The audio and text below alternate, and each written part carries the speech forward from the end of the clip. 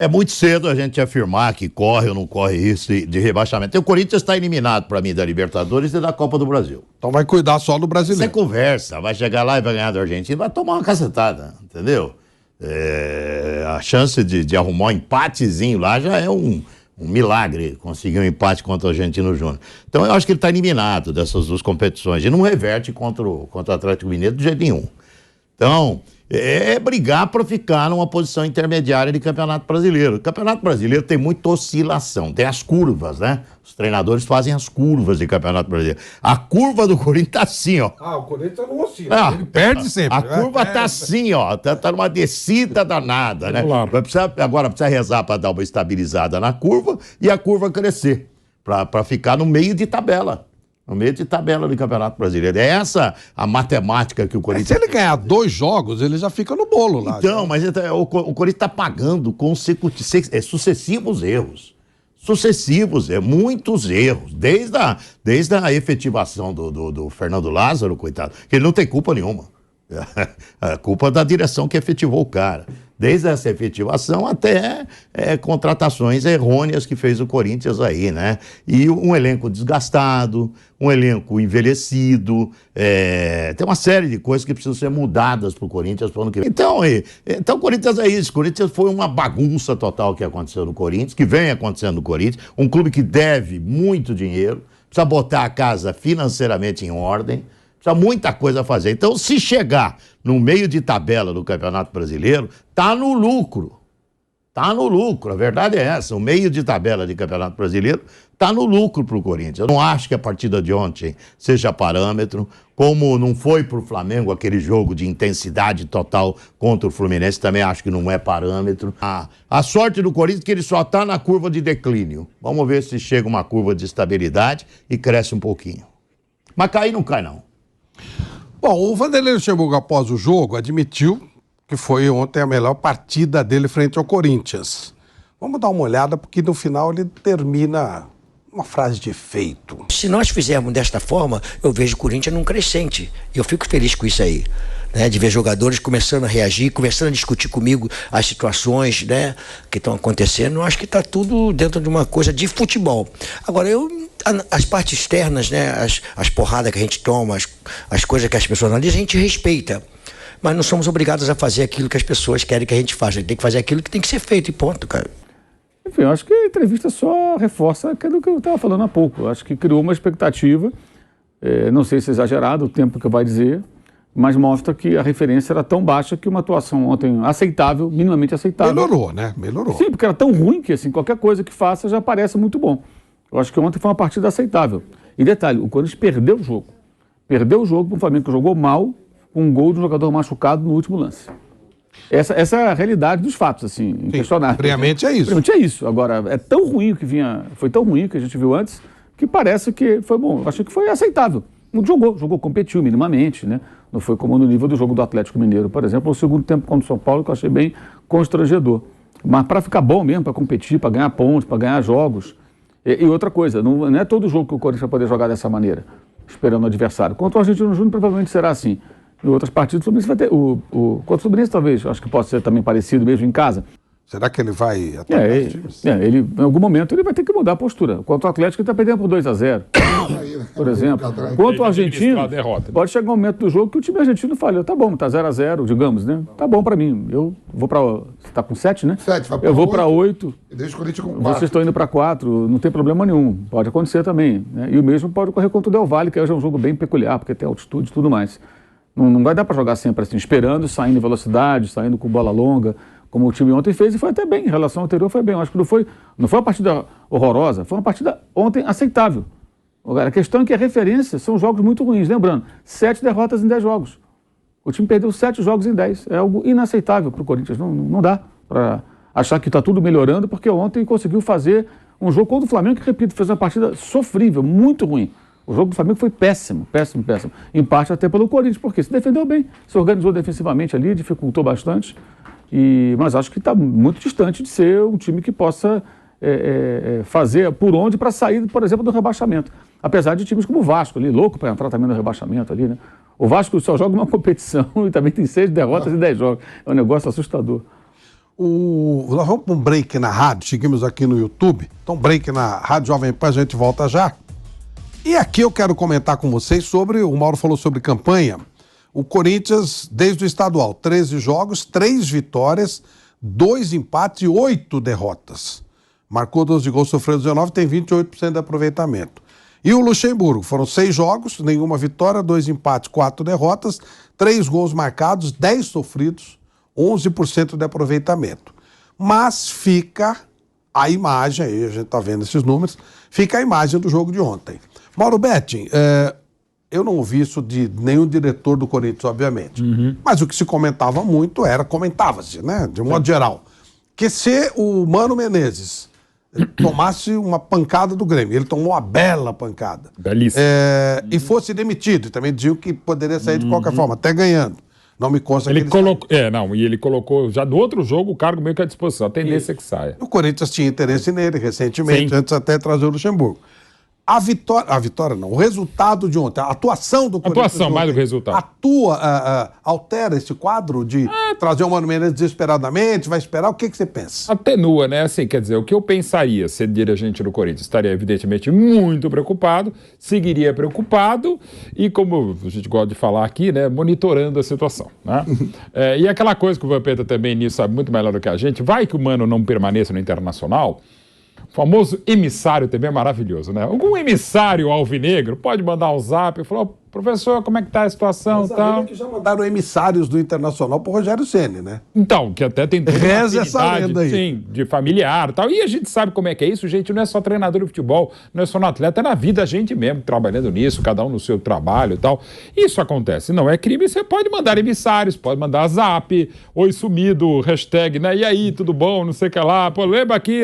Oi sumido. Oi sumido é sensacional, né? Mas enfim...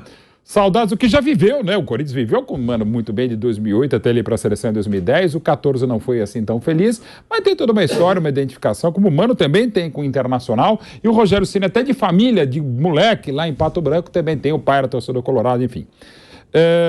Assim, eu, se é Corinthians, pensaria também no Mano, mas assim, pensaria, sabe aquela coisa, não estou dizendo que seja um desejo, um sonho, mas da série monitorar, porque infelizmente não está legal. O que não significa dizer que esteja na rota de colisão, esteja, entre aspas, prestigiado o Luxemburgo no Corinthians. Mas não está legal, né? Não está legal e não sei se vai estar legal esse ponto, porque realmente, quando o Corinthians joga bem e jogou bem ontem contra o Flamengo no Maracanã lotado, no final das contas perde do mesmo jeito. Não, e se você olhar o futuro, né? A gente já falou. Argentino Júnior, Fluminense em casa, Atlético Mineiro em casa, América fora, Independente Del Valle fora. Mas é que eu acho que... É bravo, né? Viu? Mas eu acho que... É bravo. Só estamos voltando para a rádio. Estamos de volta também com a Rádio Jovem Pan, pois não, Nilson? Então, é que eu acho que com o Mano é trocar 6 por meia dúzia, não muda nada. Não muda nada. Entendeu? O problema do Corinthians é outro. O problema do Corinthians é dar uma reformulada, é lutar para não cair esse ano aqui, lutar para não cair, ficar lá num bloco intermediário do campeonato e pensar em alguma coisa para o ano que vem, com uma coisa nova, algo novo para o Corinthians, sabe? Eu acho que acabou o ciclo dessa galera que está por lá, sabe? Eu acho que chega um momento que tem que dar uma renovada, uma injeção nova, tentar arrumar parceria para salvar um pouco essa condição econômica, financeira do Corinthians. O Corinthians deve, gente, para o pessoal da limpeza. Eu fui outro dia fazer um jogo lá, eu falei no ar, falei, nossa senhora, os banheiros estão imundos na arena. Verdade, banheiros imundos. Falei, não vou entrar aqui. Banheiro imundo. O Corinthians deve para o pessoal da limpeza. A situação do Corinthians é dramática, não é simples financeiramente, não. Então tem que ter alguma coisa. Os caras não estão limpando o banheiro porque não estão recebendo? É o que eu estou dizendo. O pessoal da limpeza que saiu já não recebeu. Não recebeu. Então o Corinthians está devendo até as calças. Então, quando um clube está nessa situação, você dá um up e botar o time forte de novo, o clube competitivo dentro do futebol de novo, é muito difícil, mas algo precisa ser feito. Então, acho que é a hora de parar de pensar, vamos ficar aqui 3, 4 anos aqui, ou 2, 3 anos aqui, tentando sanear essa questão econômica, financeira do Corinthians, para posteriormente pensar numa equipe competitiva, porque não se concebe, né? Um Corinthians do tamanho que é, com a força que é, com a força da torcida que entrar em campeonato para ser partícipe né? O Corinthians tem que entrar para disputar título. Mas eu não vejo perspectiva para isso antes de sanar as questões. Já faz um tempinho, hein? Pois é. Nos dois, olha, ele tinha ficado na parte de baixo da tabela, 13º, 15º, se não me engano. Tá feia a Aí coisa, nos últimos faz anos, com o Silvinho ficou em quinto, com o Vitor Pereira quarto, mas em nenhum momento pleiteou ganhar nada. Não, Faz então, tempo que não ganha nada. Então, um clube como o Corinthians tem que entrar para ganhar. Um clube, o tamanho do Corinthians não é para ser partícipe de campeonato. É para ganhar. E só tem uma forma para isso acontecer.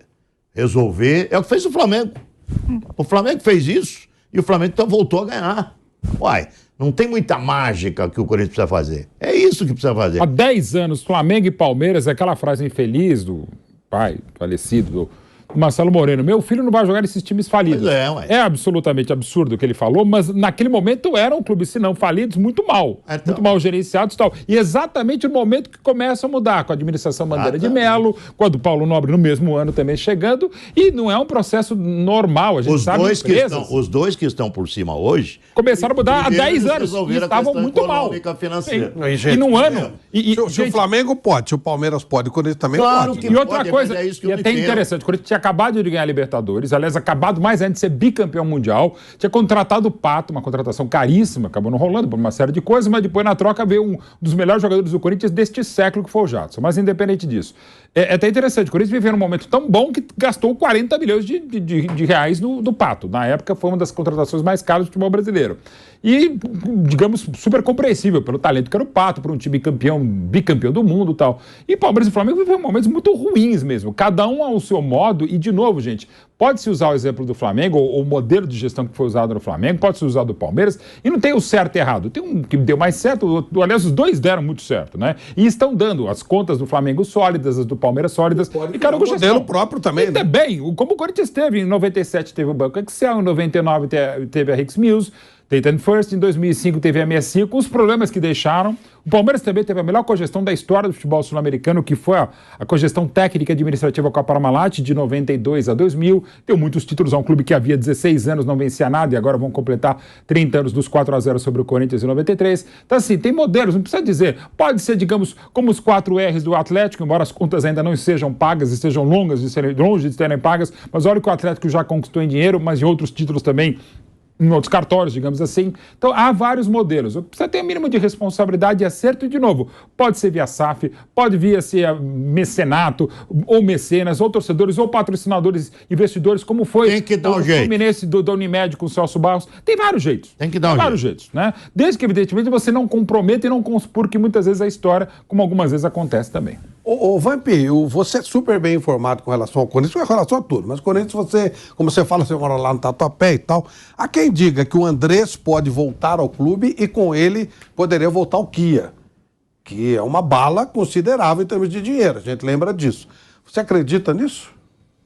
Vai ter eleição agora no final do ano e a chapa que está aí depois que o do Alibi saiu continua a mesma, né? Andrés, Roberto de Andrade, o Duílio, aquele rodízio, né? O Mário Gobi participou também. Depois do Mário Gobi saiu. É difícil ele perder. Então, se o André se candidatar, ele vai rachar com outro candidato, que é o André da Sorte. André Negão, que lançou a candidatura também, né? Ah, é? O André não lançou? Sim. E tem o tio, né? Então, o Augusto. a última eleição, se eu não me engano, a situação ganhou por 70, eu vou arredondar para 80 votos. 80 votos, pra você pegar, dividir por 2, botar 40 e mais um, perde a eleição. É que sempre quem divide é a oposição. Dessa Entendeu? vez corre o risco de dividir a É isso que eu tô falando. Se for isso aí, é o mesmo grupo lá, né? O Mário Gobi fez parte desse grupo, depois saiu, né? E o tio lá, que é o candidato da oposição, perde a eleição por 41 votos. Se ele tem 41 votos, ele ganha a eleição em cima do Andrés, do Roberto de Andrade. Ele tá trabalhando bem lá, viu? Ele não parou de trabalhar, do não. Mário Gobi, e ele não fechou com os caras, não. Os caras depois... Ele continua trabalhando ele tá lá. lá, é. Então, a gente não sabe se... Eu sei que o André que lançou a candidatura. Eu sei que hoje tem André e o tio na parada, né? Exatamente.